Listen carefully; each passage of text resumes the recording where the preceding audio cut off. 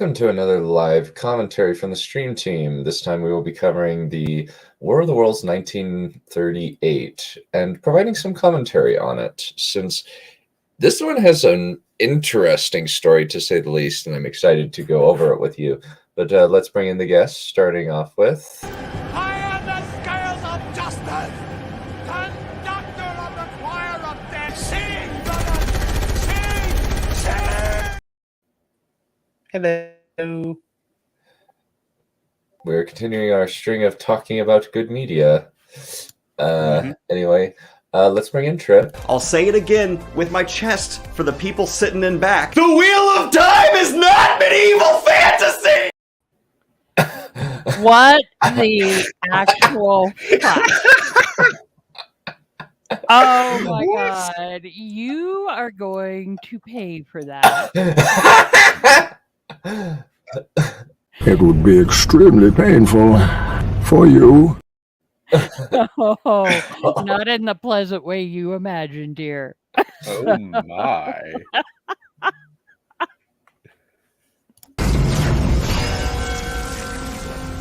Not impressed.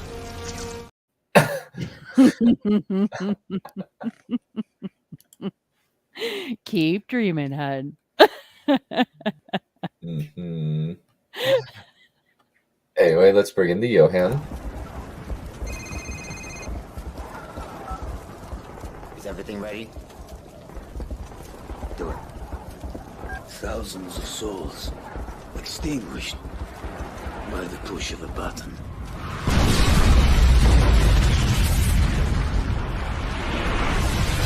Understand, Yuri? This is only the beginning. This will be Well, the bomb.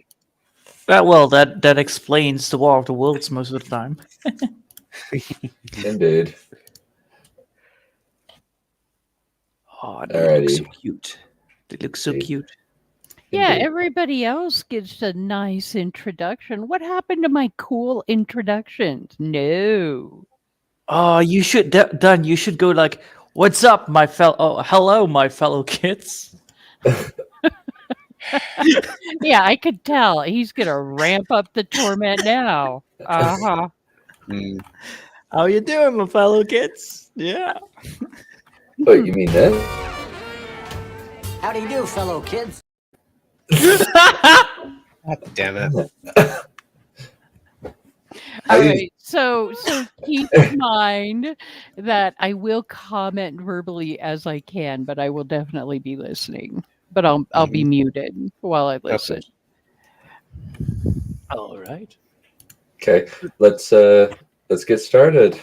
So this is technically just a radio broadcast, then? Yes, it's it's a radio broadcast. Interesting way.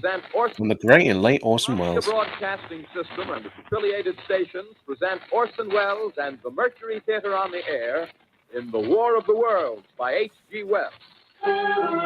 So people actually thought that this was real. Yes. That this was actually happening. Yes. That's ready for you, kids.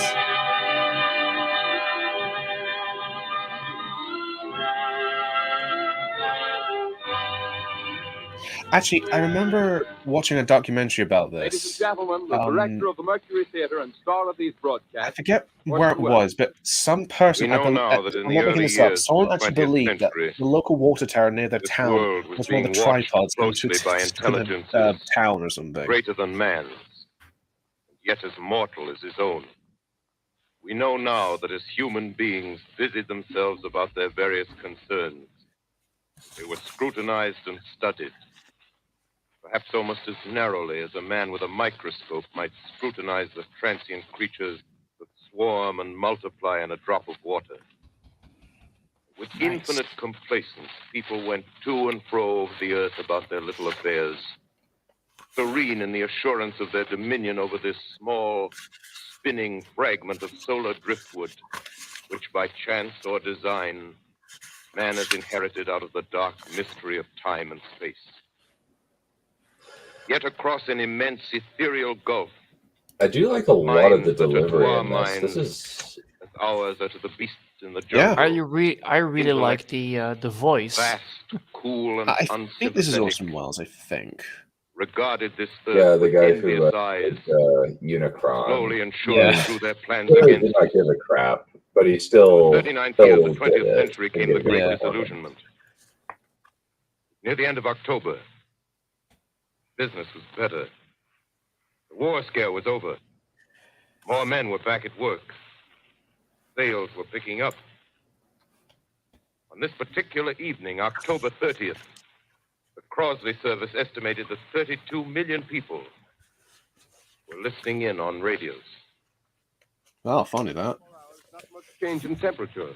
A slight atmospheric disturbance of undetermined origin is reported over Nova Scotia, causing a low-pressure area to move down rather rapidly over the northeastern states. Yeah, bringing it a is forecast really rain funny accompanied by how winds of light gale people force. didn't listen to the Maximum start of this temperature broadcast, 66, and it was so 48. realistic that there were The weather actual report like comes to you panic from the attacks, Government Weather Bureau. and I think like We take you riots now or to the something. Meridian Room in It was Hotel nuts. Park Plaza in downtown New Yes, York, and I where you will be believe entertained by the music of Raymond Raquello. that Japan did and the his same thing, and unfortunately, the radio tower that this was broadcast from got burned down, and unfortunately, several people did unfortunately die, of course. But that was like in Japan, like maybe a couple of years later, or something.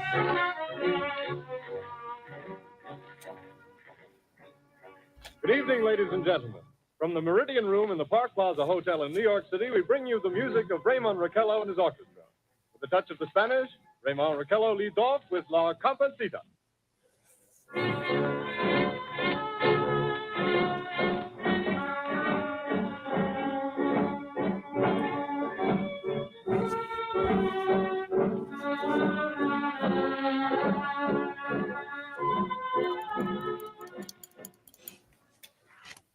Ladies and gentlemen, we interrupt our program of dance music to bring you a special bulletin from the Intercontinental Radio News. At 20 minutes before 8 Central Time, Professor Farrell of the Mount Jennings Observatory, Chicago, Illinois, reports observing several explosions of incandescent gas. Oh, yeah, there was one based around this actually, Mason. You're right. The spectroscope indicates the gas to be hydrogen. There's actually stop motion about using the radio broadcast with a lot of very well done stop motion, actually. Farrell's observation and describes the phenomenon as, quote, like a jet of blue flame shot from a gun, unquote. We now return you to the music of Raymond Raquello, playing for you in the Meridian Room of the Park Plaza Hotel, situated in downtown New York.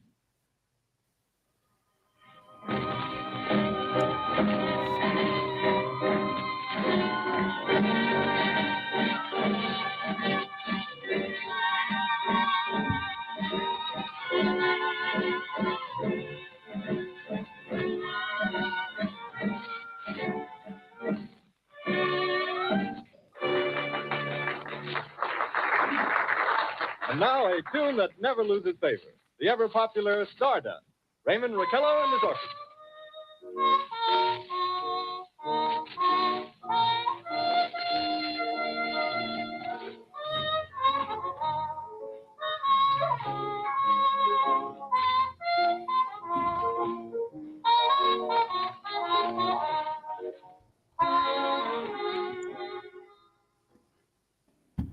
Ladies and gentlemen, following on the news given in our bulletin a moment ago, the Government Meteorological Bureau has requested the large observatories of the country to keep an astronomical watch on any further disturbances occurring on the planet Mars.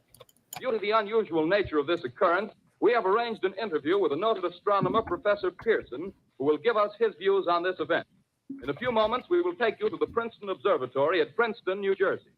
We return you until then to the music of Raymond Raquello and his orchestra.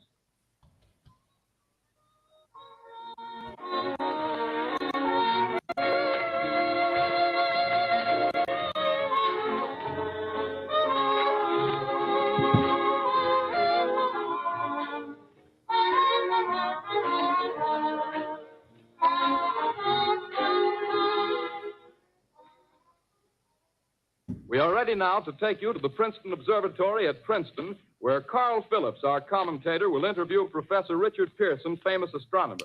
Okay, this is a question I want to ask all of you exactly. Now, obviously, I'm assuming many of you have read the book exactly. Carl Phillips speaking to you. I have read the standing in a large semicircular room, classic version. Of course. What about you, Through this opening, Johan? I can see a sprinkling of stars. I think I might have read Was a book about the this? Mechanism of the huge telescope. Yeah, there's a Sorry? book. Clicking sound you hear. I only have seen the vibration of movie. clockwork. Okay, fair enough. Professor Pearson stands Um, directly above this is a question. How do you feel about the setting of the book being more Americanized, so to speak? What do you think about that? I actually don't see. Professor Pearson may be interrupted by telephone or other communication. During this period, he is in constant touch with the astronomical centers of the world. Professor, may I Yeah, I agree about that. It makes a bit more sense given because the story stays the same. It's just the setting and the time period, of course, when the story takes place. Of course, it Nothing unusual at the moment. makes sense, really. A red disk swimming in the blue sea. Transverse stripes across the disk. Quite distinct now because Mars happens to be at the point nearest the Earth in opposition, as we call it. I really like the music What in do these this. transverse stripes signify, Professor? Oh yeah, I love Good Finnish bells, music. I can assure you, Mr. Phillips. Although that's the popular conjecture of those who Loved it in imagine Mars Bioshock, to be loved it in inhabited. Fallout. From a scientific viewpoint, the stripes are merely What's the that to result love? of atmospheric conditions peculiar to the planet. Then you're quite convinced, as a scientist, that living intelligence as we know it does not exist on Mars? Say the chances against it are 1,000 to 1. And yet, how do you account for these gas eruptions occurring on the surface of the planet at regular intervals? Phillips, I cannot account for it. By the way, Professor, for the benefit of our listeners, how far is Mars from the Earth? Approximately 40 million miles. Well, that seems a safe enough distance. Just a moment, ladies and gentlemen. Someone has just handed Professor Pearson a message. While he reads it, let me remind you that we are speaking to you from the observatory in Princeton, New Jersey, where we are interviewing the world-famous astronomer, Professor Pearson. One moment, please. Professor Pearson has passed me a message which he has just received. Professor, may I read the message to the listening audience? Certainly. Ladies and gentlemen, I shall read you a wire addressed to Professor Pearson from Dr. Gray of the Natural History Museum, New York. Quote, 9:15 p.m. Eastern Standard Time. Seismograph registered shock of almost earthquake intensity occurring within a radius of 20 miles of Princeton. Please investigate. Signed, Lloyd Gray, Chief of Astronomical Division. Unquote. Professor Pearson, could this occurrence possibly have something to do with the disturbances observed on the planet Mars? Hardly, Mr. Phillips. This is probably a meteorite of unusual size, and its arrival at this particular time is merely a coincidence. However, we shall conduct a search as soon as daylight permits. Thank you, Professor. Ladies and gentlemen, for the past 10 minutes, we've been speaking to you from the observatory at Princeton, bringing you a special interview with Professor Pearson, noted astronomer. This is Carl Phillips speaking. We are returning you now to our New York studio.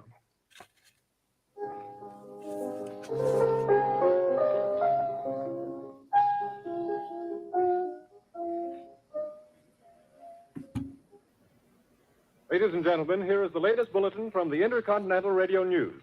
Toronto, Canada. Professor Morse of Macmillan University reports observing a total of 3 explosions on the planet Mars between the hours of 7:45 p.m. and 9:20 p.m. Eastern Standard Time. This confirms earlier reports received from American observatories. Now, nearer home, comes a special bulletin from Trenton, New Jersey.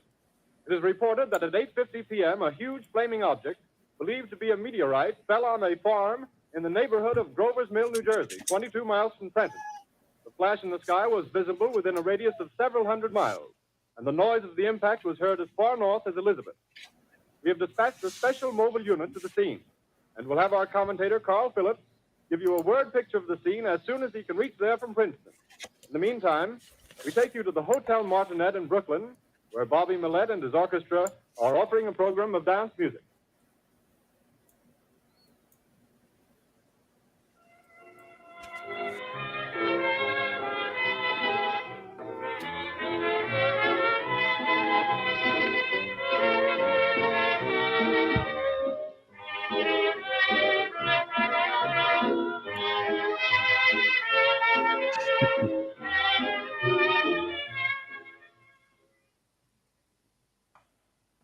We take you now to Grover's Mill, New Jersey.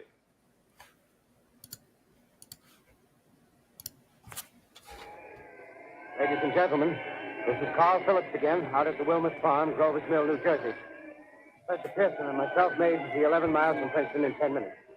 Well, I hardly know where to begin. paint for you a word picture of a strange scene before my eyes, but something out of a modern Arabian Nights. Well, I just got here. I haven't had a chance to look around yet. I guess that's it. Yes, I guess that's the thing directly in front of me. Half buried in a vast pit. Must have struck with terrific force. The ground is covered with splinters of a tree. It must have struck on its way down. But I can see the object itself doesn't look very much like a meteor. At least not the meteors I've seen. It looks more like a huge cylinder. Has a diameter of, what would you say, Professor Pearson? What's that? What would you say, what's the diameter of this? About 30 yards. About 30 yards. The metal on the sheath is, well, I've never seen anything like it. The color is sort of yellowish white. There's curious spectators now are pressing close to the object in spite of the efforts of the police to keep them back. Getting in front of my line of vision. Would you mind standing one side, please, while the police are pushing the crowd back? Here's Mr. Wilmot, owner of the farm here. He may have some interesting facts to add. Mr. Wilmot, would you please tell the radio audience as much as you remember of this rather unusual visitor that dropped in your backyard? A step closer, please. Ladies and gentlemen, this is Mr. Wilmot. Well, I was listening to the radio. Closer and louder, please. Pardon me? Louder, please, closer. Yes. I was listening to the radio and kind of drowsing. That professor fellow was talking about Mars, so I was half dozing and half... Yes, Mr. Wilmot, and then what happened? Well, as I was saying, I was listening to the radio, kind of halfway. Yes, Mr. Wilmot, and then you saw something. Well, not first off. I heard something. And what did you hear? A hissing sound like this. Kind of like a 4th of July rocket. Yes, then what? I turned my head out the window and would have sworn I was asleep and dreaming. Yes? I seen a kind of greenish streak and then zingo. Something smacked the ground, knocked me clear out of my chair. Well, were you frightened, Mr. Wilmot? Well, I ain't quite sure. I reckon I was kind of riled. Well, thank you, Mr. Wilmot. Thank you very much. Yeah, you want me to tell No, that's quite all right. That's plenty. Ladies and gentlemen, you've just heard Mr. Wilmot, owner of the farm where this thing has fallen. I wish I could convey the atmosphere, the background of this fantastic scene. Hundreds of cars are parked in a field in back of us, and the police are trying to rope off the roadway leading into the farm, but it's no use. They're breaking right through. Cars' headlights throw an enormous spotlight on the pit where the object's half buried. Now, some of the more daring souls now are venturing near the edge. The silhouettes stand out against the metal sheen. One man wants to touch the thing. He's having an argument with the policeman. Now, the policeman wins. Now, ladies and gentlemen, there's something I haven't mentioned in all this excitement, but it's becoming more distinct. Perhaps you've caught it already on your radio. Listen, please. Do you hear it? It's a curious humming sound that seems to come from inside the object. I'll move the microphone nearer. Here. Now, we're not more than 25 feet away. Can you hear it now? Professor Pearson. Yes, Mr. Can you tell us the meaning of that scraping noise inside the thing? Possibly the unequal cooling of its surface. I say, do you still think it's a meteor, Professor? Yeah. Metal casing is This actually sounds... I could totally believe people in 1938 believing that this was real, because this sounds exactly like a regular radio drama. Yeah, it is literally sounding like a radio. Ladies and gentlemen, this is terrific. This end of the thing is beginning to flake off. The top is beginning to rotate like a screw, and the thing must be hollow. Move it! Keep back there! Keep back there! Keep those men back! Keep back there! Keep those idiots back! Ladies, off! The top blew! Look out there! Stand back! ladies and gentlemen, this is the most terrifying thing I've ever witnessed. Wait a minute. Someone's crawling someone or something. I can see coming out of that black hole two luminous discs. The eyes, it might be a face, might be almost... Good heavens, something wriggling out of the shadow like a gray snake. Now it's another one, and another one, and another one. They look like tentacles to me. I can see the thing's body. Now it's large as a bear. It glistens like wet leather, but face, ladies and gentlemen, it's indescribable. I can hardly force myself to keep looking at it. It's so awful. The eyes are black, and they gleam like a serpent. The mouth is a kind of V-shape when it's alive. Really? It's dripping from its rimless lips. It's legit creepy. Those quiver and pulsate. This is nice. Monster, This whatever it is, this can feels hardly like a move. real He's weighed broadcast, down and by, then still have possibly that gravity, something that's ominous feeling towards rising it. up now, and the crowd Yeah, falls back. it feels very. Plenty that- of course, it's not their experience, Well, it but you feels don't like- very real. Yeah, Well, well, it's like the phone, surreal. if they talk, Well- If you would lay in down I can and do if you would position, lay hold on, down please, in I'll be bed right back in and a minute. listen to this, yeah, you probably would think it would be real if it would be in that time of year. Well, or just thinking about listening to it live then when it was broadcast in We are 38. bringing you an eyewitness account of what's happening on the Wilmuth Farm, Groversville, New Jersey. Because it really has that feel of like they're there. And you know what I mean? Like they have reporters on the scene live from, Yeah. you know? Live people talking into the now microphone, return you even to though Carl there are Phillips at only Grover's Mill. speaking, so like the police coming in and such. Mhm. Nice. Ladies and gentlemen, am I on? Also, I missed the Ladies and gentlemen, fireworks. ladies and gentlemen, here I am, back of a stone wall that I adjoins this sadly Wilmuth need to garden. go. From here, So I get I a wish sweep you of the whole all good scene. luck. I'll give you every detail Well, as come long as back I can if you talk, and as long can. as I can see. Yeah, I'll Four try, state but police yeah, I arrived don't and think I drawing up a can. cordon in front of the pit. So Get out of here, loser. What are you talking about, Heyo, Johan? how's it going, wife? There's only enough for four of us for this Keep chat. my distance, the captain bye, guys. conferring with someone. Bye. Can't quite Bye. see who. That was I part of asked my up plan with all Professor along. Pearson.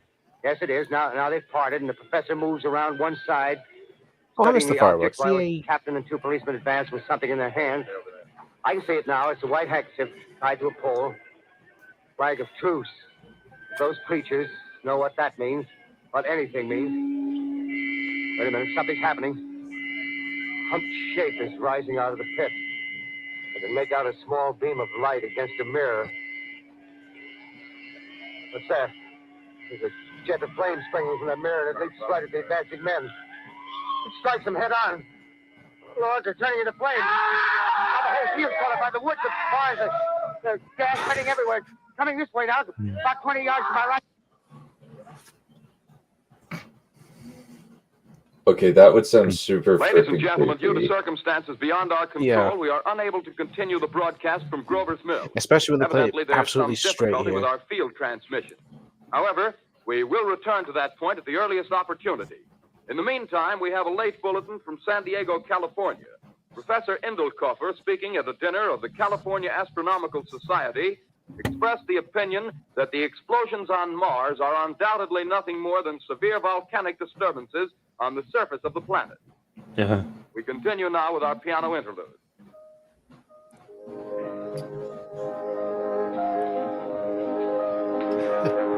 Oh yeah, I asked Dunn and Johan beforehand, but what do you think about the? Ladies and gentlemen, sorry, I've just I been should ask handed this a question. message Have you that read the came book in from trip? Grover's Mill by telephone. Just one moment, please. I have a At least couple of 40 different people, times. including It's 6 been a state while though, troopers, but oh lie yes. Of in course. the field east of the village of Grover's What Mill. what are your bodies thoughts burned about and how distorted beyond all they possible changed the location recognition. from England to America exactly? What's Next your voice thoughts you about hear will that? be that of Brigadier General Montgomery Smith, commander of the state militia at Trenton, New Jersey. I have been requested by the governor of New Jersey to place the counties of Mercer and Middlesex Oh wait, sorry, I was muted. far west as Save Princeton that and, question for east after. to How's that? Jamesburg under Okay, martial law. let me ask this. Okay, No one will be permitted to Okay, enter okay, that's this fine. area except by special pass issued by state or military authorities. 4 companies of state militia are proceeding from Trenton to Grover's Mill and will aid in the evacuation of homes within the range of military operations. Thank you. You have just been listening to General Montgomery Smith, commanding the state militia at Trenton. In the meantime, further details of the catastrophe at Grover's Mill are coming Well, in. you joke, Space Strange Drink, but creatures, after unleashing that's when their actually deadly happens. assault, crawled back in their pit and made Yeah, no attempt to it prevent did the efforts of happen. the firemen to recover the bodies and extinguish the fire. The combined fire departments of Mercer County are fighting the flames which menace the entire countryside. We have been unable to establish any contact with our mobile unit at Grover's Mill, but we hope to be able to return you there at the earliest possible moment. In the meantime, we take you to... Just one moment, please. Ladies and gentlemen, I have just been informed that we have finally established communication with an eyewitness of the tragedy. Professor Pearson has been located at a farmhouse near Grover's Mill, where he has established an emergency observation post. As a scientist, he will give you his explanation of the calamity. The next voice you hear will be that of Professor Pearson, brought to you by Direct Wire. Professor Pearson. Have you heard of NordVPN? The creatures in the rocket cylinder at Grover's Mill. I can give you no authoritative information either as to their nature, their origin, or their purpose Actual here on science Earth. fiction, to be fair, right? In this Of time their period. destructive instrument, I might venture some conjectural explanation. For want of a better term, I shall refer to the mysterious weapon as a heat ray. It's all too evident that these creatures have scientific knowledge far in advance of our own. It's my guess that in some way they are able to generate an intense heat in a chamber of practically absolute non-conductivity. This intense heat they project in a parallel beam against any object they choose by means of a polished parabolic mirror of unknown composition, much as the mirror of a lighthouse projects a beam of light. That is my conjecture of the origin of the heat ray. Thank you, Professor Pearson.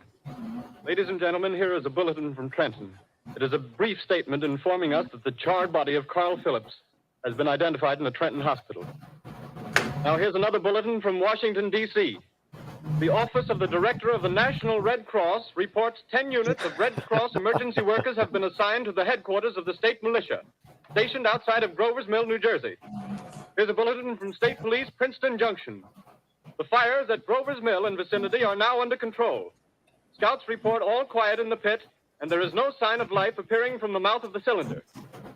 Now, ladies and gentlemen, we have a special statement from Mr. Harry McDonald, Vice President in charge of operations. We have received a request from the state militia of Trenton to place at their disposal our entire broadcasting facilities. In view of the gravity of the situation, and believing that radio has a responsibility to serve in the public interest at all times, we are turning over our facilities to the state militia at Trenton. We take you now to the field headquarters of the state militia near Grover's Mill, New Jersey. This is Captain Lansing of the Signal Corps, attached to the state militia, now engaged in military operations in the vicinity of Grover's Mill. Situation arising from the reported presence of certain individuals of unidentified nature is now under complete control. A cylindrical object which lies in a pit directly below our position, surrounded on all sides by 8 battalions of infantry, without heavy field pieces, but adequately armed with rifles and machine guns. All cause for alarm, if such cause ever existed, is now entirely unjustified. Things, whatever they are, do not even venture to poke their heads above the pit. You see their hiding place plainly in the glare of the searchlights here. With all their reported resources, these creatures can scarcely stand up against heavy machine gun fire. Anyway, it's an interesting outing for the troops. I can make out their khaki uniforms crossing back and forth in front of the lights. Looks almost like a real war. There appears to be some slight smoke in the woods bordering the Millstone River, probably fire started by campers. Well, we ought to see some action soon. One of the companies is deploying on the left flank. A quick thrust and it'll all be over. Now, wait a minute, I see something on top That's of the what cylinder. she said. No, it's nothing but a shadow. Now the troops are on the edge of the Really? 7,000 armed men. Well, it's the closing in 40s on the old after metal all. tube. A tub, rather. Well, wait, that wasn't a shadow. It's something moving. Solid metal, kind of a shield-like affair rising up out of the cylinder, going higher and higher. What? It's standing on legs, actually rearing up on a sort of metal framework. Now it's reaching above the trees and the searchlights are on it. Hold on.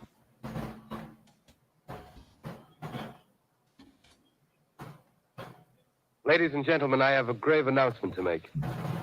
Incredible as it may seem, both the observations of science and the evidence of our eyes lead to the inescapable assumption that those strange beings who landed in the Jersey farmlands tonight are the vanguard of an invading army from the planet Mars. Bum, bum, bum. The battle which took place tonight at Grover Mills has ended in one of the most startling defeats ever suffered by an army in modern times. 7,000 men armed with rifles and machine guns pitted against a single fighting machine of the invaders from Mars. 120 known survivors. The rest strewn over the battle area from Grover's Mill to Plainsboro, crushed and trampled to death under the metal feet of the monster, or burned to cinders by its heat ray. The monster is now in control of the middle section of New Jersey and has effectively cut the state through its center. To communication lines are down from Pennsylvania to the Atlantic Ocean. Railroad tracks are torn and service from New York to Philadelphia discontinued, except routing some of the trains through Allerton and Phoenixville. Highways to the north, south, and west are clogged with frantic human traffic. Police and army reserves are unable to control the mad flight. By morning, the fugitives will have swelled Philadelphia, Camden, and Trenton. It is estimated to twice their normal population. Martial law prevails throughout New Jersey and eastern Pennsylvania. At this time, we take you to Washington for a special broadcast on the national emergency. The Secretary of the Interior. Panic! We're all gonna die. Citizens of the nation. I'm assuming that some people thought this was real. It was, yeah. Yeah. Yeah, a lot of people actually did. Nor the concern of your That's what government in I find protecting the so lives and fascinating property of about this. Yeah. However, I wish to impress upon you, private Look, I citizens imagine like and some public people just officials, go. all of you, No, it's just the urgent need it's all of just make calm believe exactly. and They said at the beginning of the resourceful broadcast, that's alien talk. Fortunately, this formidable enemy is still confined to a comparatively small area, and we may place our faith in the military forces to keep them there. In the meantime, placing our faith in God, we must continue the performance of our duties, each and every one of us, so that we may confront this destructive adversary with a nation united, courageous, and consecrated to the preservation of human supremacy on this earth. I thank you. You have just heard the Secretary of the Interior speaking from Washington. Bulletins too numerous to read are piling up in the studio here. We're informed that the central portion of New Jersey is blacked out from radio communication due to the effect of the heat ray upon power lines and electrical equipment. There is a special bulletin in New York. Cables have been received from English, French, and German scientific bodies offering assistance. The French. Astronomers report continued gas outbursts at regular intervals on the planet Mars. The majority voiced the opinion that the enemy will be reinforced by additional rocket machines. There have been several attempts made to locate Professor Pearson of Princeton, who has observed Martians at close range. It is feared he was lost in the recent battle. Langham Field, Virginia. Scouting planes report 3 Martian machines visible above treetops, moving north toward Somerville with population fleeing ahead of them. The heat ray is not in use, although advancing at express train speed. Invaders pick their way carefully. They seem to be making a conscious effort to avoid destruction of cities and countryside. However, they stop to uproot power lines, bridges, and railroad tracks. Their apparent objective is to crush resistance, paralyze communication, and disorganize human society. Here is a bulletin from Basking Ridge, New Jersey. Coon hunters have stumbled on a second cylinder similar to the first, embedded in the Great Swamp 20 miles south of Morristown. Army field pieces are proceeding from Newark to blow up the second invading unit before the cylinder can be opened and the fighting machine rigged. They're taking up a position in the foothills of Watchung Mountain. Another bulletin from Langham Field, Virginia. Scouting planes report enemy machines, now 3 in number, increasing speed northward, kicking over houses and trees in their evident haste to form a Just wait and see, conjunction Tom. with their Wait and allies see. south of Morristown. Well, wait and hear, I should say. Machines also sighted by telephone operator east of Can't Middlesex, involve them. within 10 miles of Yeah. Plainfield. Here's a bulletin from Winston-Field, Long Island. A fleet of army bombers carrying heavy explosive flying north in pursuit of enemy. Scouting there we planes are. act as guide. They keep the speeding enemy in sight. Just a moment, please, ladies and gentlemen. We've run special wires to the artillery line and adjacent villages to give you direct reports from the zone of the advancing enemy.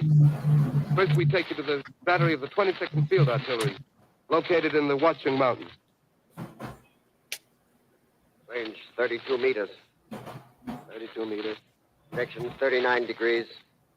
39 degrees. Fire. Oh, this is 40 yards interesting. to It right. appears that Ship this range helped 31 meters. Wells 31 meters, get the Direction deal to 37 direct degrees. Citizen Kane. 37 degrees. Oh, Really? Fire. I can believe that, actually. Hit that. Sniper of one of them. Up. The others are trying to repair it. Quick, get the range. Shift 50-30 meters. 30 meters, Projection 27 degrees. 27 degrees. Fire.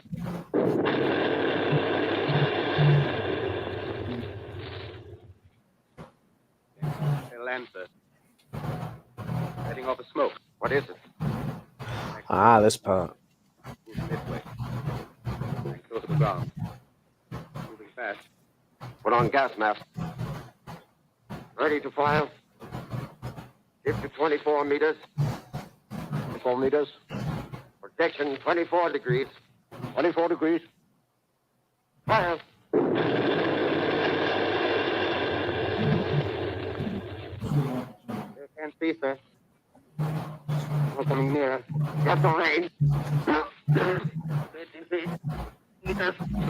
23 meters. 23 meters. 22. 22. Now is not the time to start smoking, guys. Jesus. I do like that comment. It's an interesting dilemma. If the panic was true, then we are prone to believe everything we hear. If it false, ghostly exaggerated, then we believe everything we hear. Yeah, that is interesting. Yeah. That is very true. Reporting to Commander Fairfax. Yeah, but Yeah. Dragon, that was the what they call the black smoke, essentially. It's basically poison gas, essentially. I know, I was making a joke. Yeah, I know, but still. Reinforced by 3 machines from the Morristown cylinder. 6 altogether. And the BBC one that made it the reason why the red weed was a thing. Gun in Watchung Mountains. Guns now God, that was silent. dumb. That was A dumb. heavy black fog hanging close to the earth of extreme density, nature unknown. No sign of heat ray. Rug. Enemy now turns east, crossing Passaic River into the Jersey marshes. Another straddles the You're Pulaski highly Skyway. believing. Yeah, that's true. Evident Well, objective not is really. New York City. Trip will never believe that Wheel of Time is good, no matter how Pushing down stoned a she gets. high-tension power station. What, the books or Together now, Prime and we're ready series? to attack. Prime series. Planes circling, ready to No. strike. We have Wheel of Prime to differentiate the two. 1,000 Wheel yards of and we'll Time be is over the first. so great. I don't know what you guys complaining about. 800 yards. That's just your opinion. That's 600. just my and everybody else's opinion. What? You're just a hater. 400. Yeah, I watched finished watching the Critter XD White Cloaks covery, and I'm just like, Oh my wow, God. that was so bad. That was really, really freaking awful. Bang us with flame. 2,000 feet. Engines are giving out. No chance to release bombs. Only one thing left. Drop on them, plane and all. Banzai!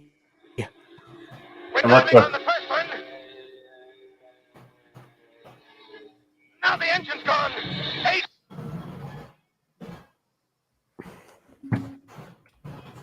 This is Bayonne, New Jersey, calling Langham Field. Bayonne, New Jersey, calling Langham Field. Come in, please. Langham Field. Go ahead. 8 Army bombers in engagement with enemy tripod machines over Jersey Flats. Engines incapacitated by heat ray. All crashed. 1 enemy machine destroyed. Enemy now discharging heavy black smoke in direction of Newark, New Jersey. Newark, New Jersey. Oh yeah, they did do a Dark Horse comic, you're right. Black smoke pouring in from Jersey marshes. Oh, interesting. South Street. Yeah. Gas mask useless. Well, and if you think about back in the 1930s, science fiction was not like a popular thing, you know, Yeah, it in was like- popular culture like it is now. So Yeah. there'd be less reason to doubt it or think that it was not real, you know? 8X3R coming back at 2X2L. Eyes reception. Eyes reception. Hey, please. Papers, Where are please. you, 8X3R? Yeah, the 8 was the planes. Matter. Where are you?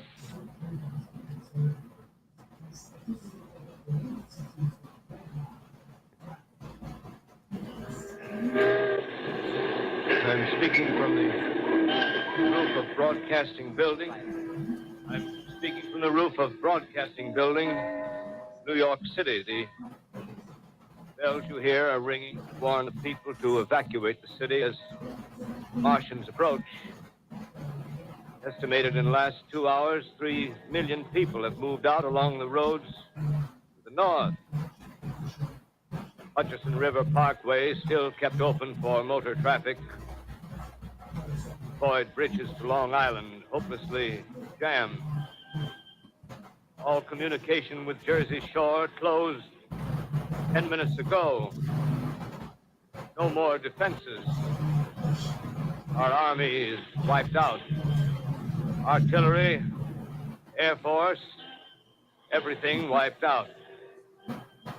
May be the last broadcast. We'll stay here to the end. People are holding service here below us in the cathedral. Now I look down the harbor, all manner of boats, overloaded with fleeing population, pulling out. Yeah, one thing that's interesting about the original novel is that they actually switched perspective a couple times between his the main character's brother and him. Wait a minute, it does seem as though it's less the personal story of the book and more the grand sweeping stuff, at least that I can see so far. First one is crossing the river. I can see it from here, wading the Hudson like a man. Yeah, that's it. That is very true, yeah.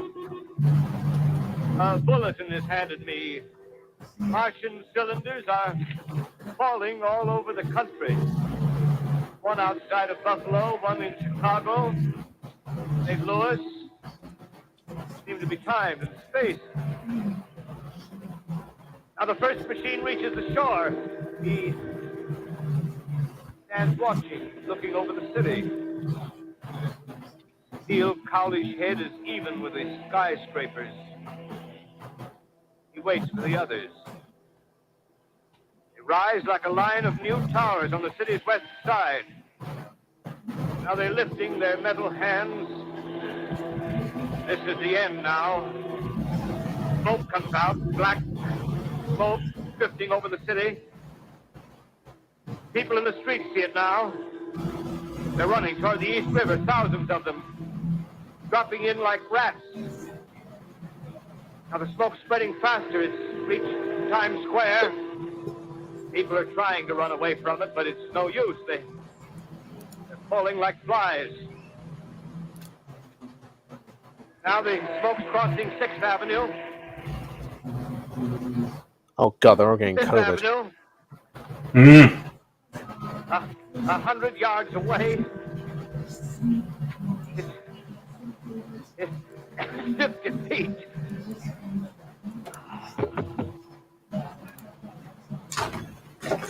He did. They got the vaccine, loser.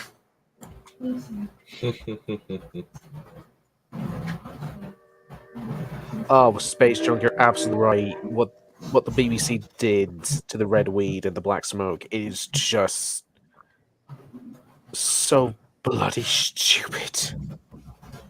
Really? How about we talking?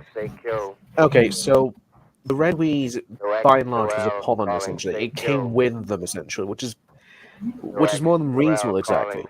What the BBC version did is that they turned the black smoke into fertilizer for the red weed to appear. Anyone? Even though the black smoke is just poison gas.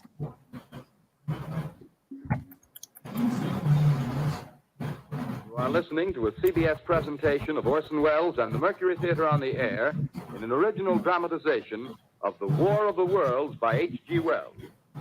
Performance will continue after a brief intermission. This is the Columbia Broadcasting System. So I guess they missed each one. H.G. Wells, starring Orson Welles and the Mercury Theater on the Yeah, Air. it seems like a lot of people either like they missed the initial disclaimer, and probably by the time they did the intermission, those people who were going to be freaked out were already so freaked out. Yeah.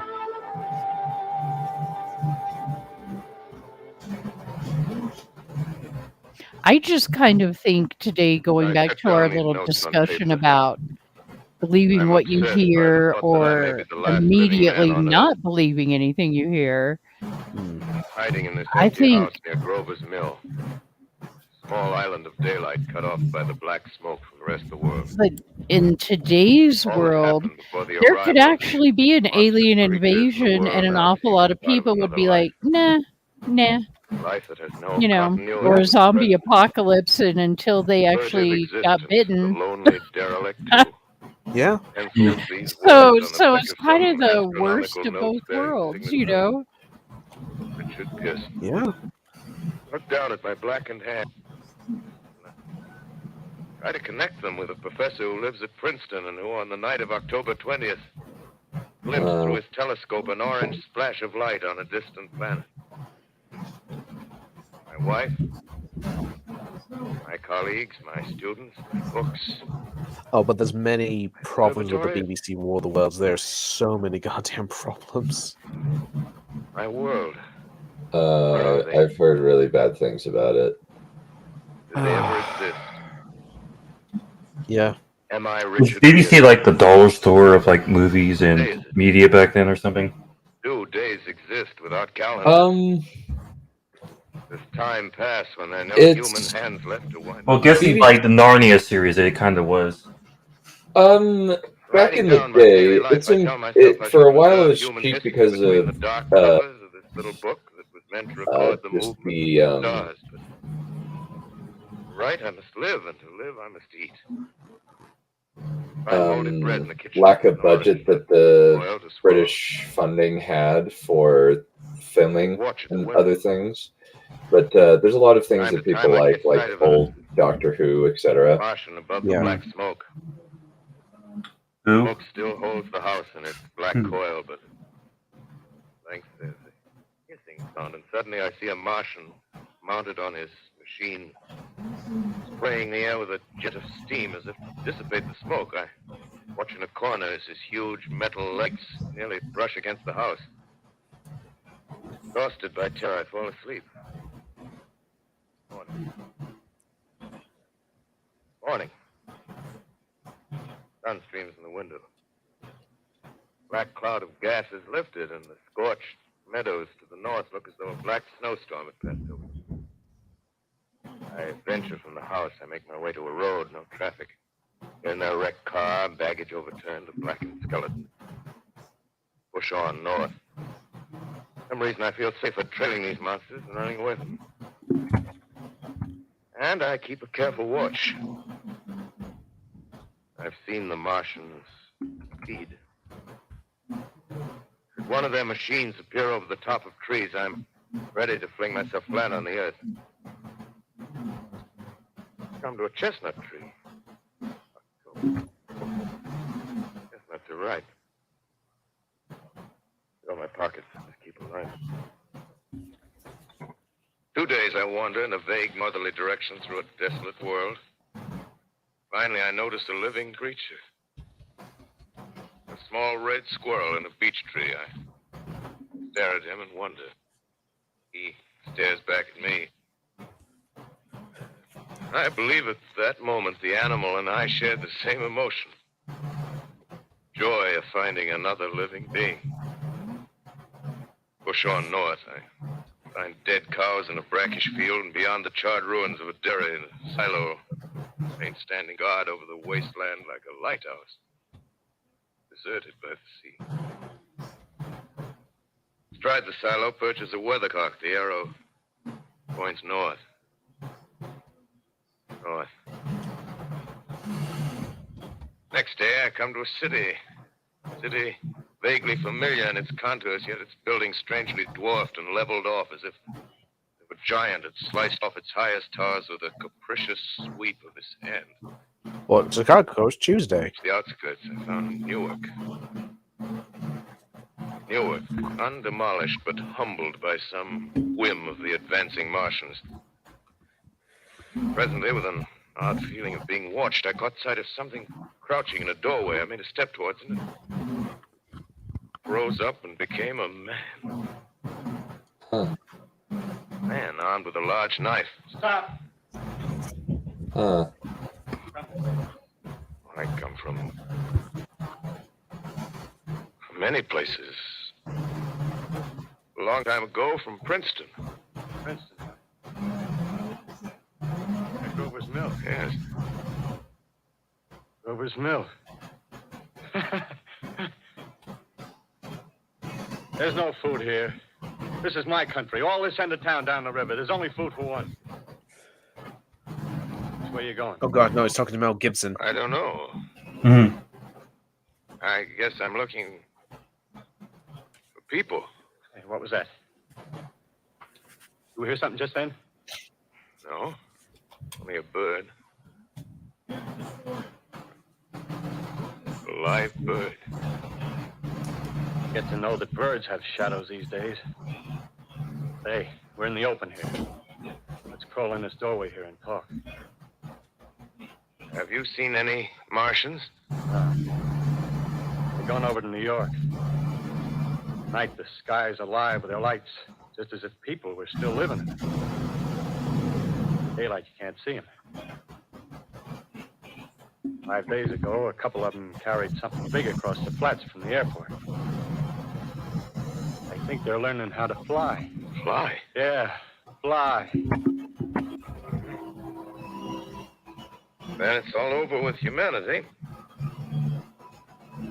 Stranger, there's still you and I. 2 of us left. Yeah. They got themselves in solid. They wrecked the greatest country in the world. Those green stars, they're probably falling somewhere every night. They've only lost one machine. There isn't anything to do. We're done. We're licked. Where were you? You're in a uniform. Yeah, what's left of it. I was in the militia. National Guard. That's good. There wasn't any war. Any more than there's war between men and ants. Yes, but we're eatable ants. I found that out. What'll they do to us? I thought it all out. Right now, we're caught as we're wanted. The Martian only has to go a few miles to get a crowd on the run. They won't keep on doing that. They'll begin catching us systematic, like keeping the best and storing us in cages and things. They haven't begun on us yet. Begun? Not begun.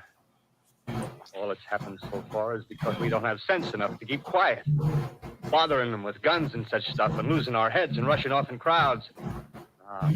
Instead of our rushing around blind, we got to fix ourselves up according to the way things are now.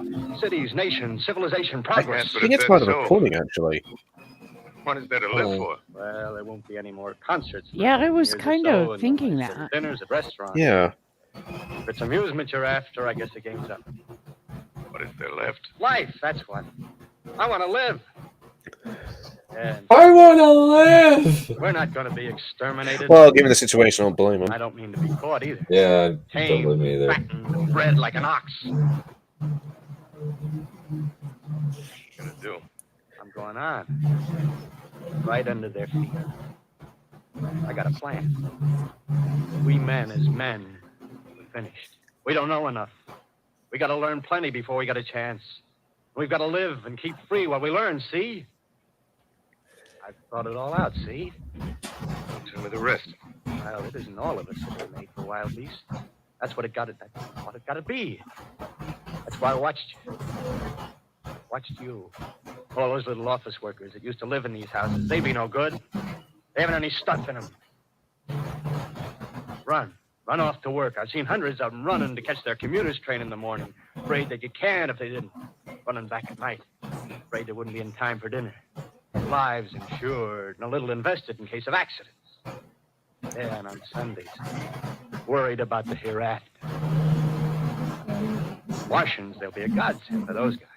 Nice roomy cages, good food, careful breeding, no worries. Yeah, after a week or so of chasing around the fields on empty stomachs, they'll come and be glad to be caught. You've thought it all out, haven't you? Sure, you bet I have. That isn't all. These Martians are going to make pets of them. Train them to do tricks. Who knows, get sentimental over the pet boy who grew up and had to be killed. Yeah. Some maybe. They'll train to hunt us. Indeed, Yes, the they 59, will. 53 film is the best version of the War of the Worlds by far. Me, by Meantime, you and I and others like us, where are we to live when the Martians own the Earth? live underground. I've been thinking about the sewer. Under New York, they're miles and miles up. The main ones, they're big enough for anybody. And there's cellars, vaults, underground storerooms, railway tunnels, subways. You can see. I shall call it the City of Embers. No weakness. That rubbish. Out. Actually, a good reference. I haven't thought of that movie, that book in a very, very long time. Yeah, the film's actually pretty decent. No, Yeah, by all accounts, it's not bad. You got to make safe places for us to stay in, see? Get all the books we can. Science books. Yeah, isn't that the one where the... That's where men like you come in, see? We raid museums. Isn't that the movie where... May not be so much we have to learn before... like she gets assigned to a specific guild thing, right and left. and then isn't able to. In them, see? But men, men who've learned the way I how. think it is. Yeah, again, it has been a while. Our time. Gee, imagine having one of them lovely things with its heat ray wide and free.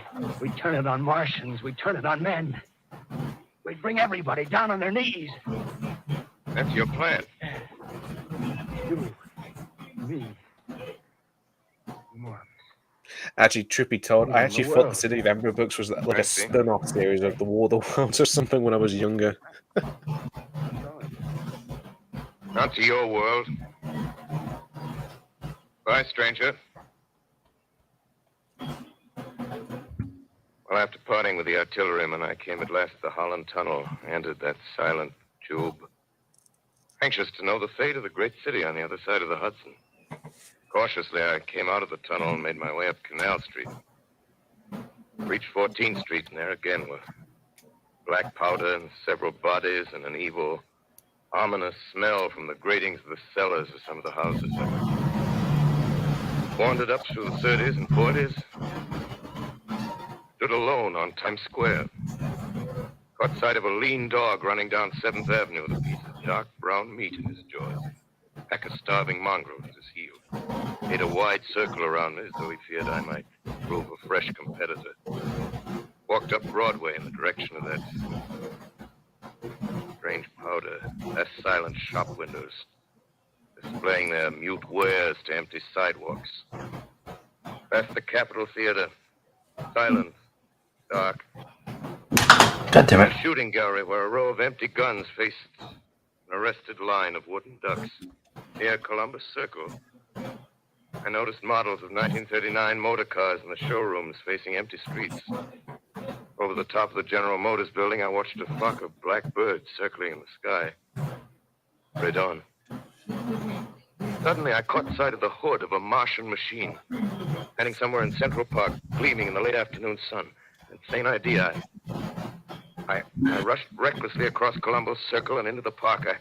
I climbed a small hill above the pond at 60th Street. From there, I could see, standing in a silent row along the mall, 19 of those great metal titans, their cowls empty, their steel arms hanging listlessly by their sides.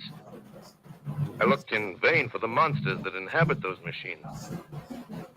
Suddenly, my eyes were attracted to the immense flock of black birds that hovered directly below me. They circled to the ground. And there before my eyes, stark and silent, lay the Martians with the hungry birds pecking and tearing brown shreds of flesh. Dead bodies. Later, when their bodies were examined in laboratories, it was found that they were killed by the putrefactive and disease bacteria against which their systems were unprepared. Oh, okay, so it goes through... Plain, after all, man's defenses had failed. Well, it does cut out a lot.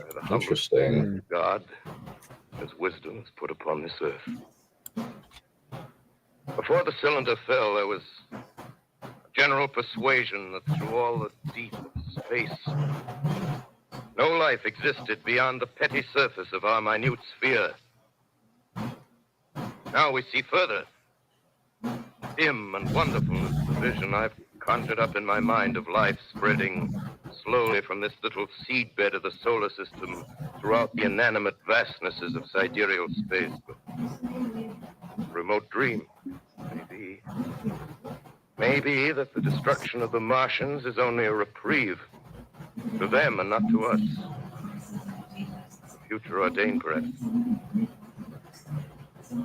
Strange it now seems to sit in my peaceful study at Princeton, writing down this last chapter of the record, begun at a deserted farm in Grover's Mill. Strange to watch children playing in the streets. Strange to see young people strolling on the green where the new spring grass heals the last black scars of a bruised earth. Strange to watch the sightseers enter the museum where the disassembled parts of a Martian machine are kept on public view. Strange when I recall the time when I first saw it. Bright and clean cut, hard, silent, under the dawn of that last great day. That's all she wrote. Yeah.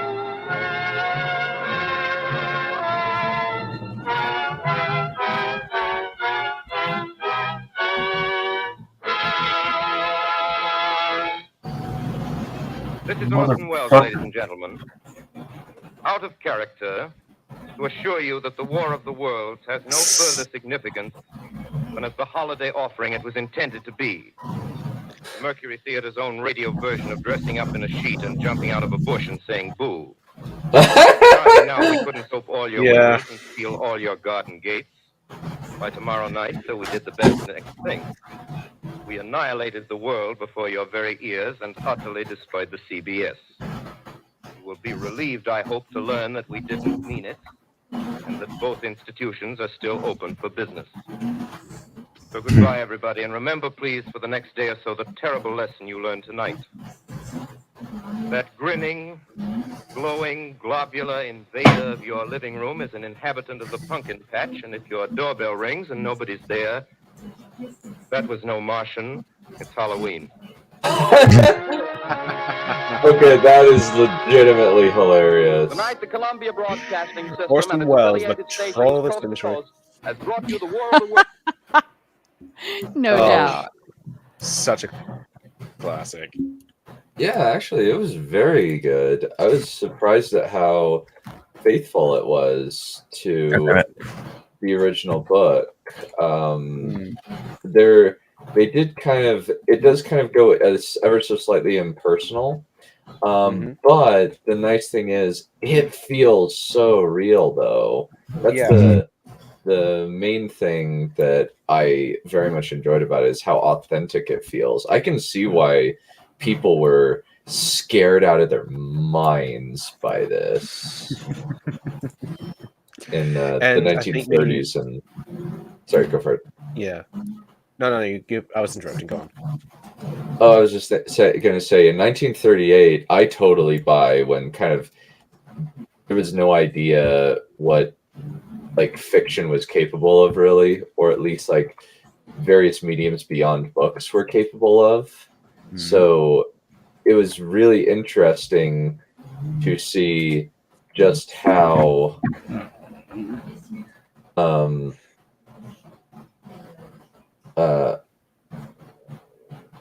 revolutionary this was in terms of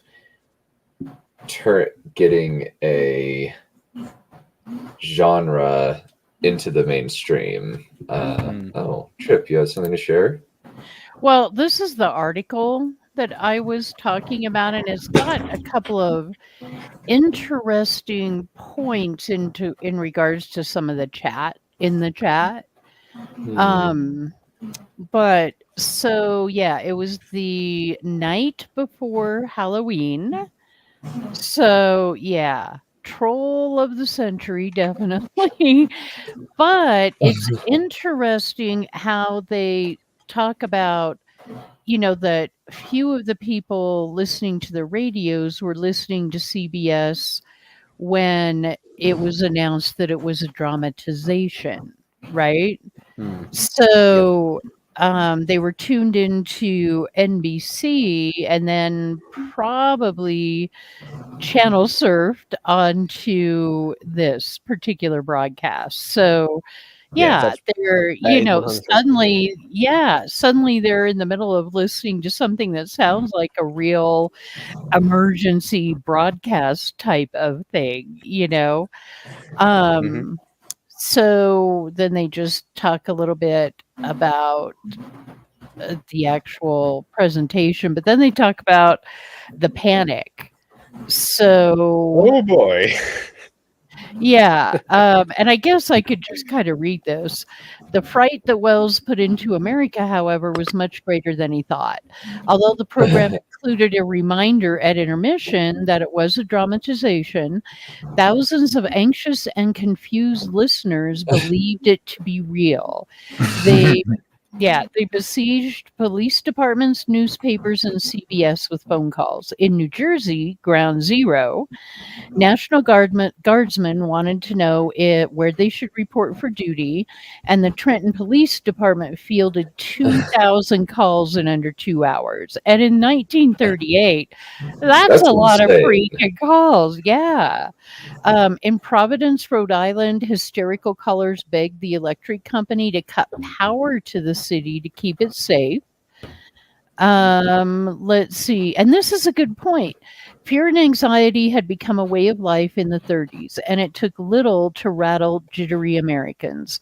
The Depression had emptied their wallets, the gathering crisis in Europe threatened to ignite into war, and just weeks earlier, the hurricane of 1938 had roared ashore, which I didn't even know about a hurricane of 1938. So, I didn't know yeah. that either. And then the Hindenburg disaster, which had been broadcast over the airways just the year before, was still fresh in everybody's mind.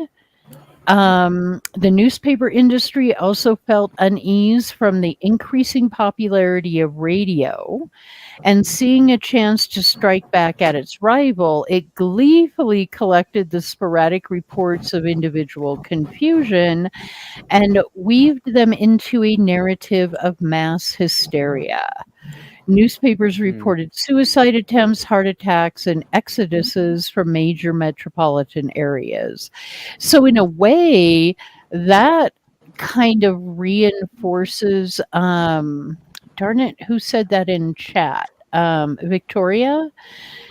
Kind of reinforces that point of how much mass hysteria was there really? I mean, from the paragraph above, obviously there was quite a bit, but then how much did mainstream media at the time exacerbate that? Probably So, a lot. yeah. A lot. And, so go on, Trip.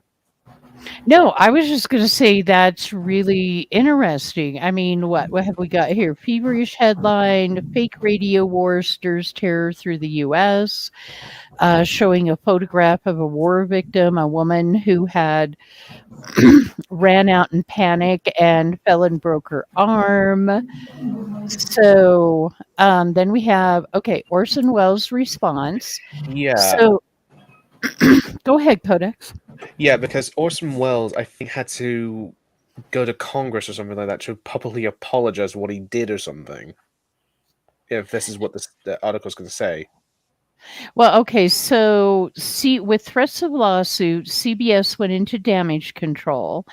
They called a press conference, and Wells displayed his theatrical acumen and expressed his remorse and shock at the public reaction.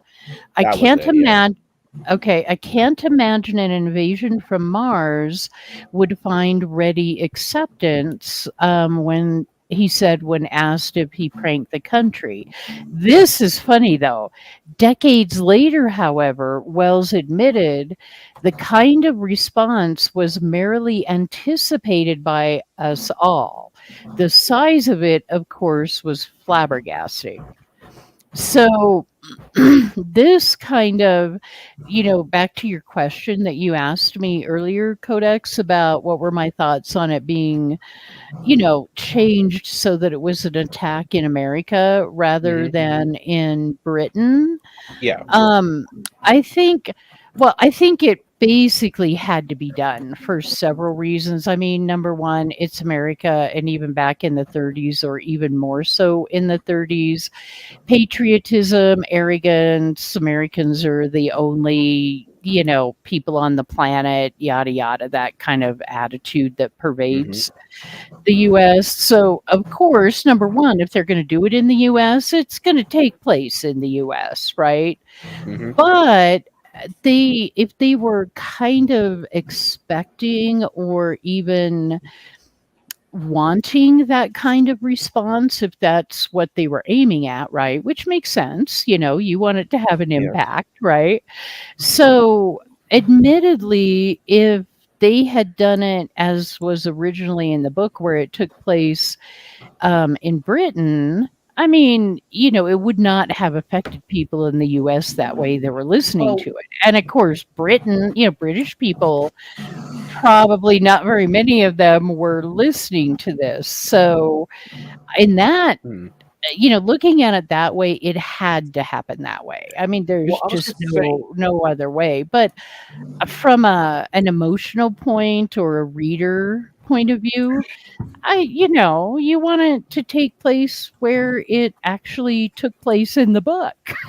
But I was more aligned with more the technological advancements, because when the book was written, the British Empire at the time was the most military dominant of the entire planet. Exactly. Now, obviously, given the 30s and 40s, that had then changed to obviously America with the Second World War, and of course the atomic bomb being created. Exactly. That's what I was referring to exactly. But yeah, I do like your take. Oh, well, that's an interesting point, actually. Yeah. That is pretty interesting. I'd never looked at it from that direction. Well, yeah, I also like your take as well. That is really sums it up as well. Well, yeah, but okay. So then we have the FCC did not sanction CBS or Wells, and he quickly spun it into his Halloween trick into a treat. Yeah, we see what you did there.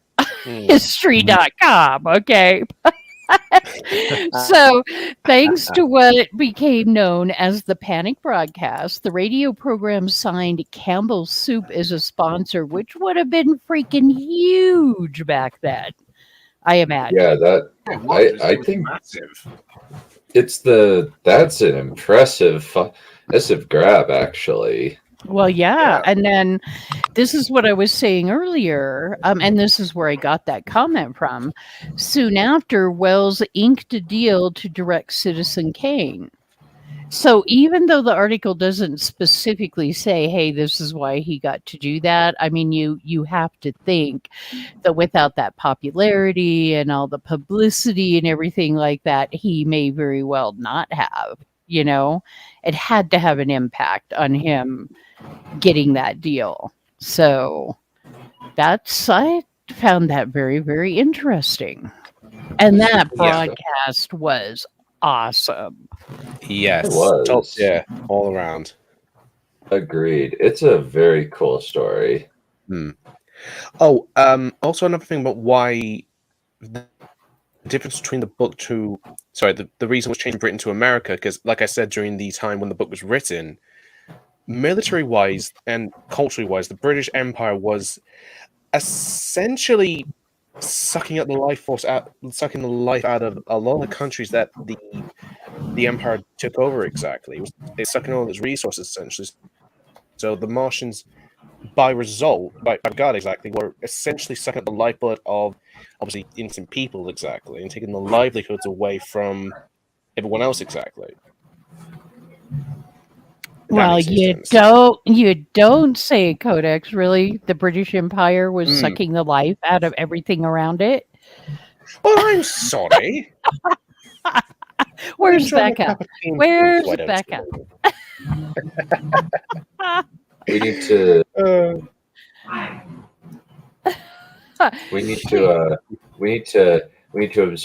We need to balance out the white male patriarchy imperialist take of Mr. Kodak with Becca's more nuanced hometown Sam Gamgee attitude. I just, you know me and the whole, I find it hysterical. The British Empire, I have a flag. I have planted the flag. You now belong to us. You know what? That probably was the case in some cases. Oh, I kind of think very much so, but I just noticed your PFP codex. That's Yeah. great that you put that meme for that. That thing is so cool. Agreed. Indeed, I'm gonna wear this the day I die. Mm. I don't know. Raptor might be mad. You took his hat. Oh, That's where his hat went. The Martians took it. Come at me, you savage beast! I will tame you. So, okay, so basically, Raptor and Codex are in a dominant submissive position now. Oh my god! Oh no!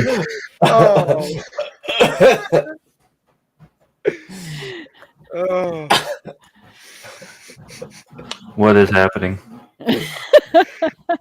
So I agree. What is that?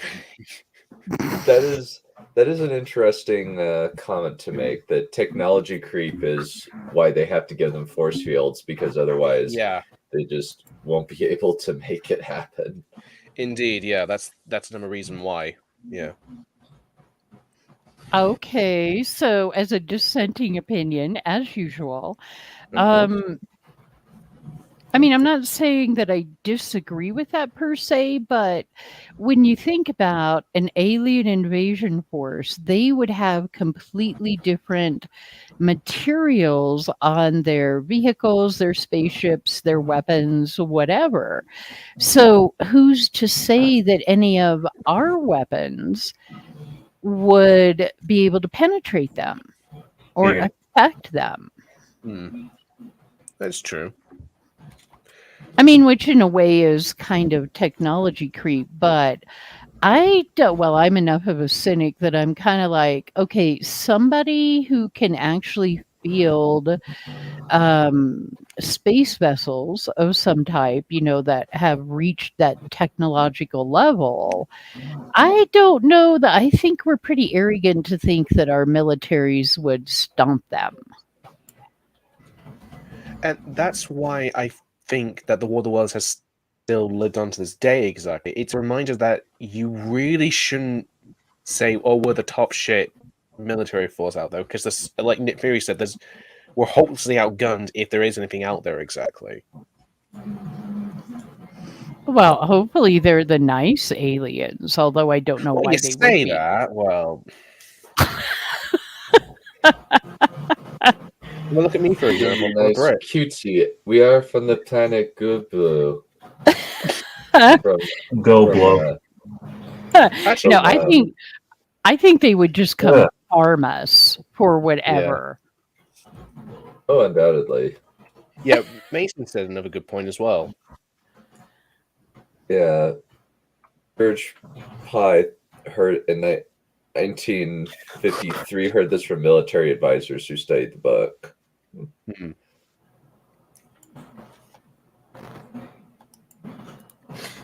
Fucking, I am having a sneezing affair. Oh dear. Oh my. You're having an affair with sneezing? How's that possible? Don't think about it. It's D&D logic. I don't know, Space Junk. Energy may be energy, but energy takes on a whole bunch of different forms and causes different effects. So, and if you're, let me see, what do I want to call it? If your method of delivery of that energy takes longer or is not as efficient, therefore the energy weapon is not as powerful, and the enemies, have solved those problems, well, no, then we're toast. Indeed. Milk toast. Actually, the funny thing about it as well, in the 1953 version of the film, this is kind of a little bit of a spoiler. they kind of dropped the atom bomb on the Martians, and it does absolutely nothing. Now, mind you, at the time, this was in the 50s, and, well, the atom bomb was the powerless weapon that mankind ever invented. And now it's still powerful, but we've come up with more evil things since then. Oh, yeah, Twitter. We'll hit him with social media. I don't know what happened. No. Well, it worked. Machin Shin is basically Twitter. Oh my God, this is true. But no, what we will do is we will stop every single type of broadcast or whatever on the planet, right? Except OnlyFans. They're done for. Well, who's to say that who's to say that they're prudish aliens? Maybe they'll enjoy it. Yeah. That is true, yeah. Oh my God. This was very enjoyable. Thank you for choosing Indeed this it was. today. Yeah, it was a very good one. Not sure what we'll do tomorrow. Maybe we'll do what? The 1950s? How about the 50s film? Okay. Why not that? Yeah. The what? Yeah. I would like to... The 53 version of the film? I'd like to show you that. Sure, we could do that. Okay, you guys keep talking over each other, and I still don't know which film you're talking about. War of the Worlds. Oh, the film. Oh my Yeah. God. Darn it. I will be at work. I'll have to watch it like Maybe tomorrow I'll on just the have, fly or after the fact. Maybe I'll just have Becca and Codex watch Too Hot to Handle as their price for the... Yeah, that's fair. Yeah, that's probably a fair compromise. Yeah. Oh my God, Codex, you know. No.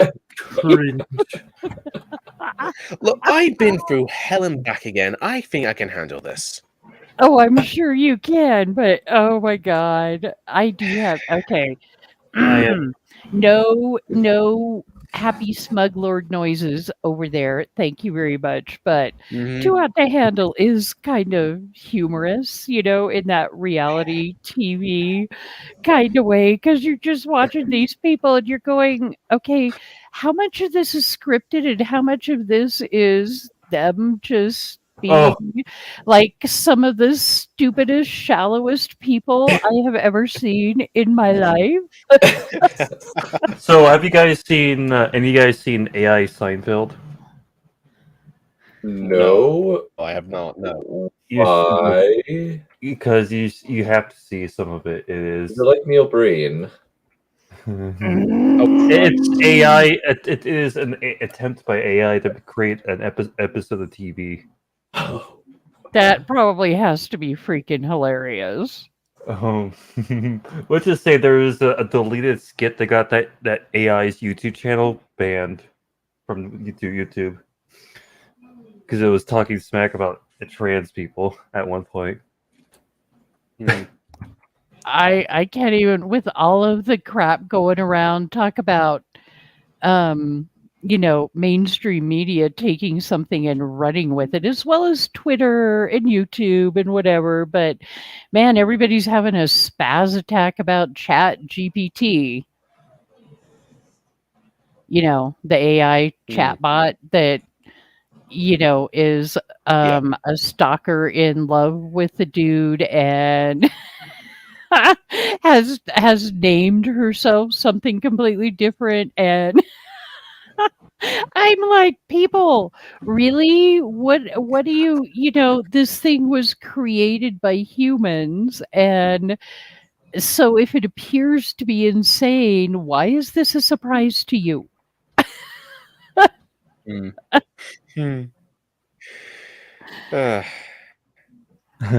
yeah, that would be pretty funny actually to see an AI generated version of Seinfeld. Although what would be even funnier, I don't know if they've done it, but how about an AI generated episode of South Park? Game of Thrones. Oh God, I would love to see that. Yeah, yes, I would love to see that. Like That would be fun. Done. Take a look at your DMs. I sent you it. Oh my goodness, that does look funny. And after this, I do want to show you something. Oh, Streamception. Okay, 1 second. God, no. It's 5 hours long. Jesus Christ. What is 5 hours long? The AI Seinfeld thing? Yep.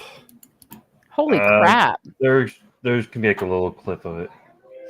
You guys could do an EFAP thing on that. Blimey heck.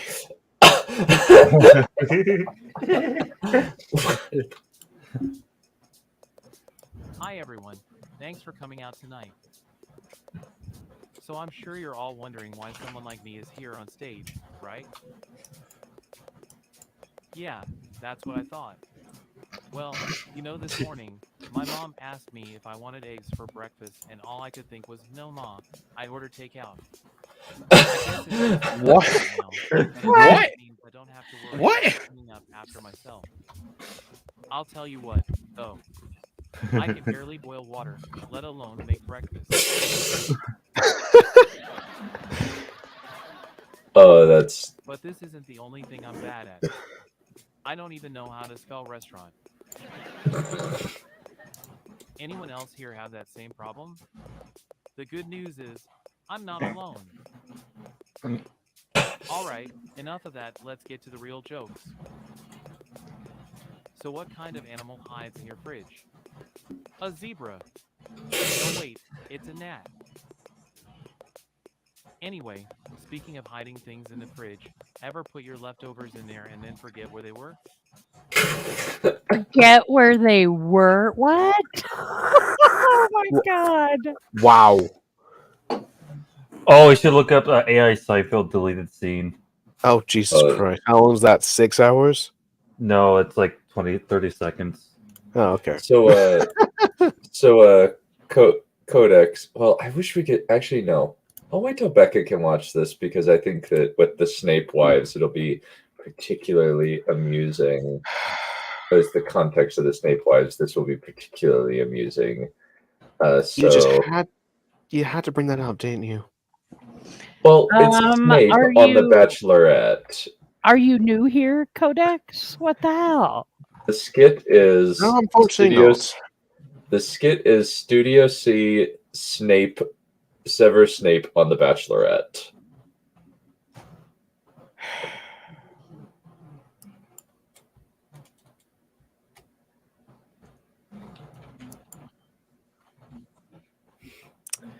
Doesn't that sound fun? And by the way, did you see that I think we could do Avatar 2 next Wednesday? Okay, sure. Okay. Fine. No, Fine. What? Done. I I'll found see the if I bit. can do that. Here you go. This is the clip that got the whole thing banned. We'll have to do it another. Oh man, that's fun. It's 30 seconds. Okay, let's see. Alrighty. So we're talking about a very serious science fiction film series, to a Seinfeld. Yeah. How's that possible?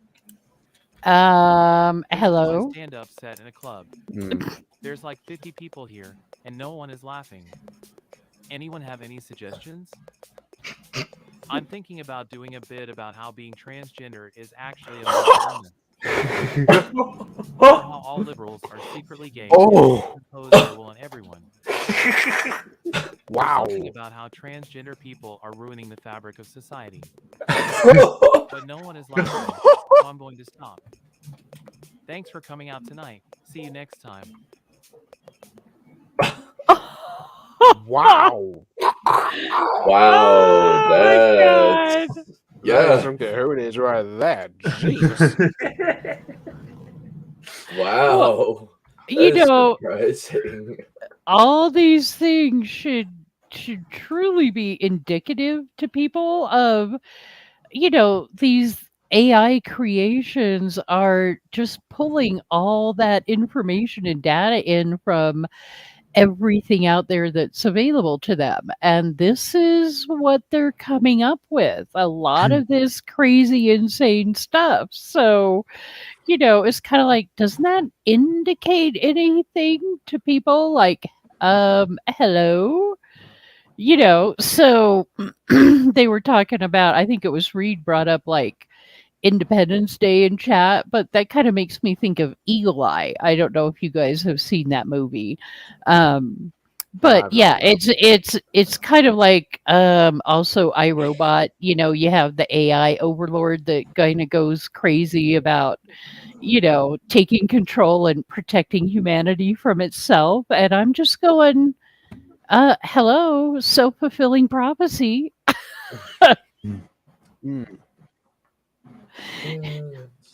Oh, have you guys seen what the fuck is this? Here, you guys keep talking. I'll find it. Yeah, that's funny. That is actually really funny. Oh yeah, this terminal montage. This one I fucking love this channel. That is funny. What happened to the Snape thing? Or you're waiting until Becca is on stream for that? I think that Becca and Valerian would both find it highly amusing. Here, these fucking videos are fantastic. Really? Okay, let me see.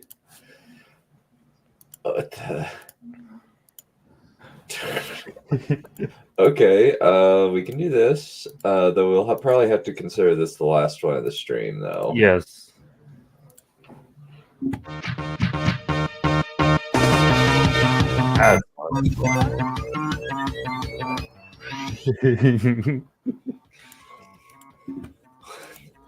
To turn up a little bit.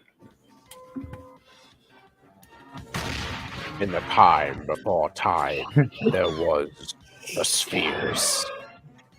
Observation. This is a great opportunity for slaughter. Yeah, that's actually really clever. I like that. That is really clever.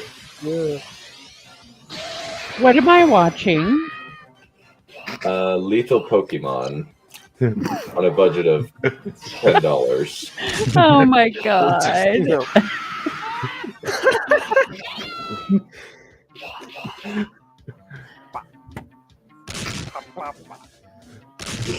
my god.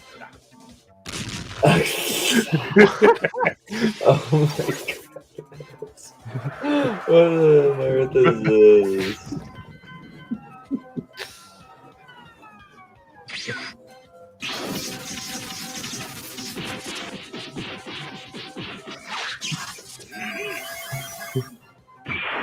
Oh. What? Oh my god.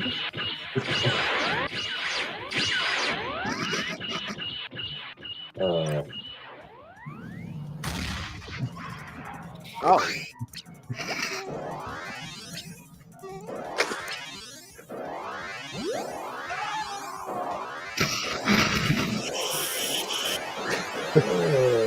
What the?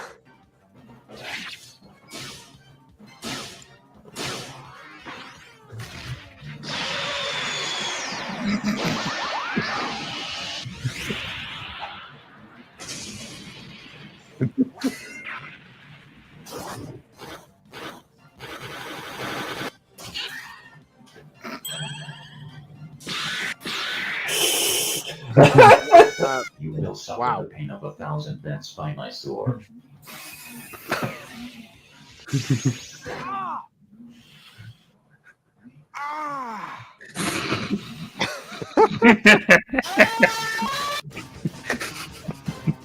Defiant statement. There is nothing you can do to me.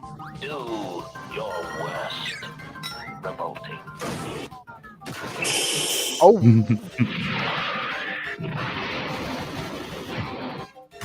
Oh man.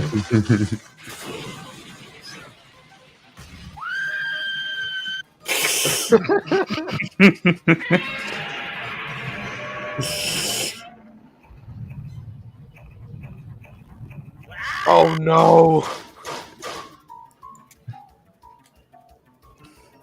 My body is ready.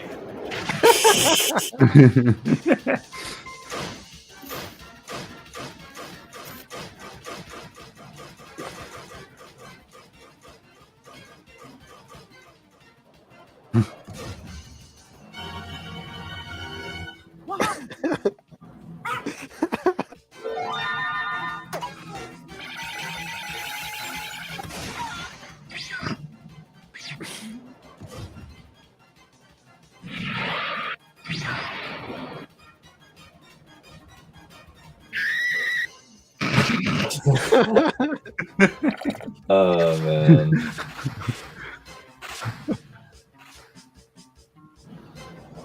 I am literally just sitting here looking at the screen, blinking my eyes, going, "What the fuck?" White, you never fail to disappoint. Never disappoint. Never fail. Wow. For something on $10 is quite interesting.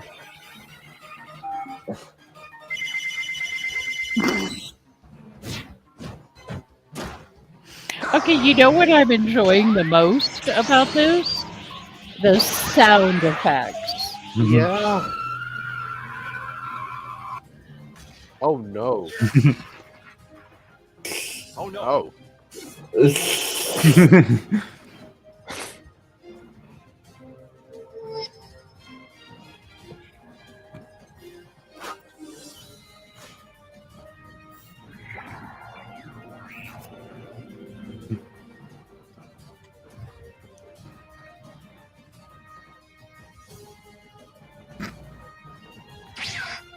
I need a new word for the forms of entertainment that you guys put me through.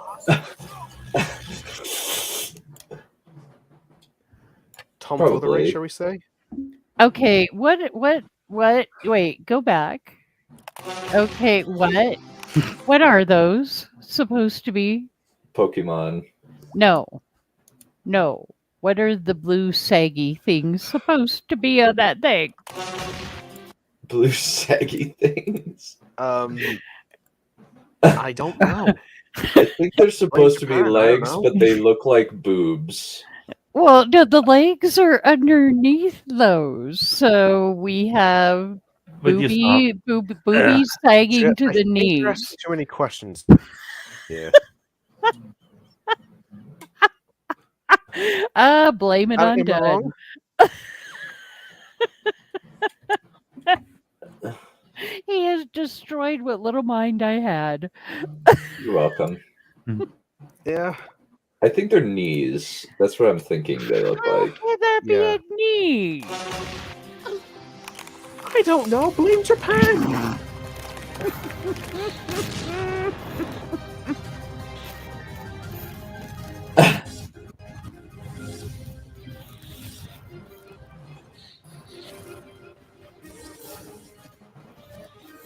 What is happening here? Deliberate voice, deliberate video janking on the part of the editing. Well, I figured that, but It's so powerful it broke the screen. Oh Did my you run that god. Battle Royale simulation with legendary and mythical Pokemon? That one can get a little unstable, but if you'd like an explanation, or at least hear me attempt to explain it, then click this link up here while I reboot the system.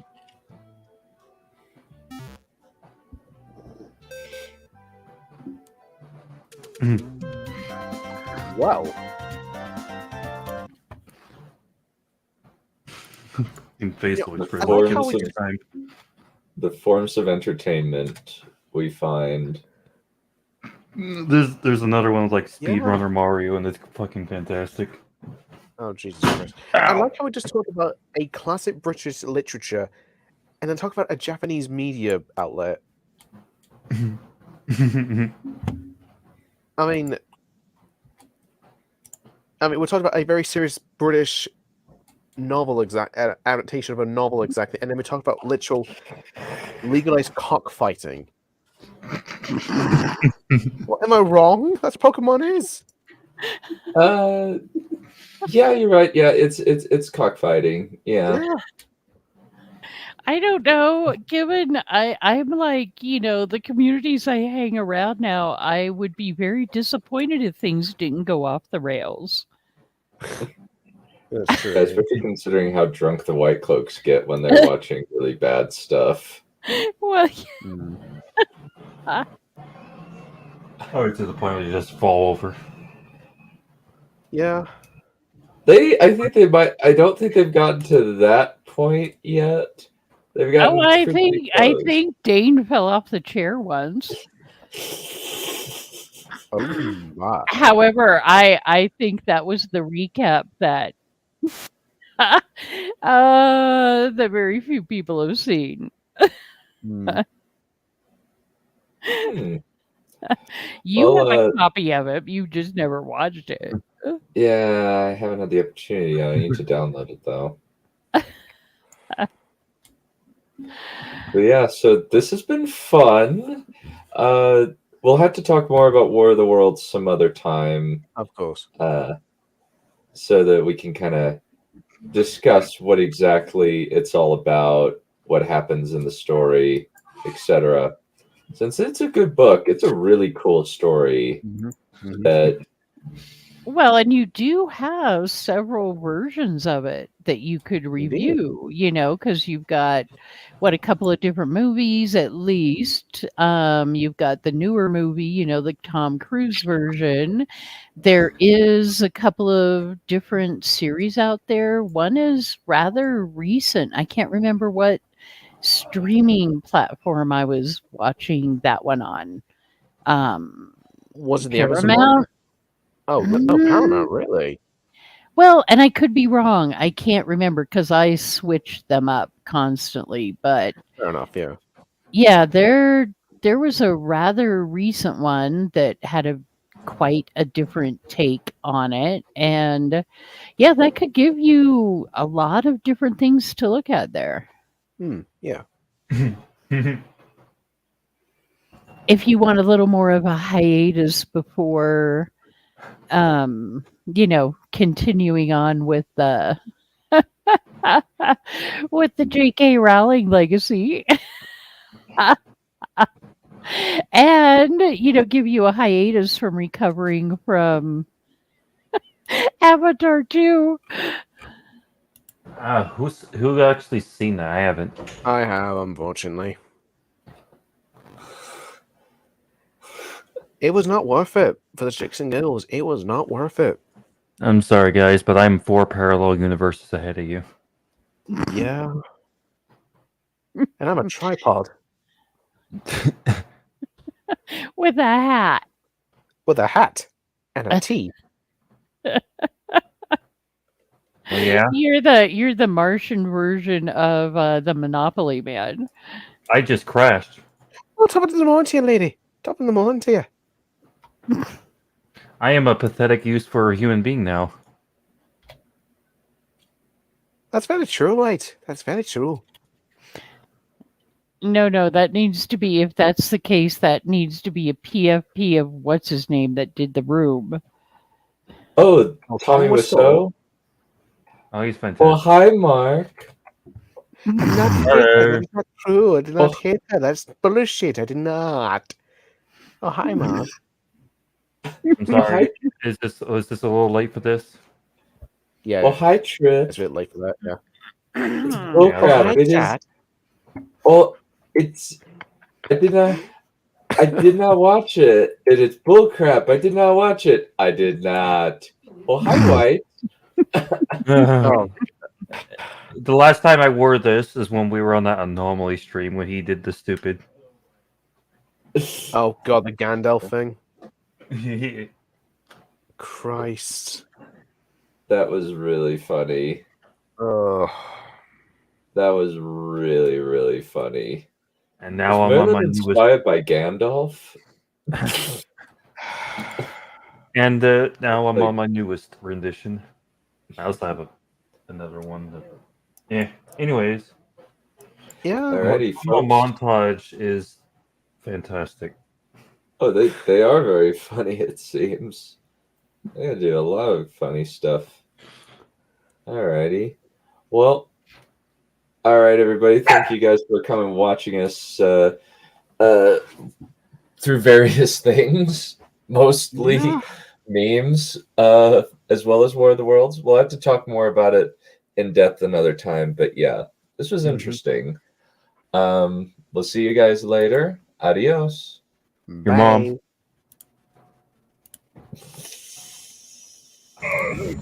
Enough! Kill me! Just end it. No.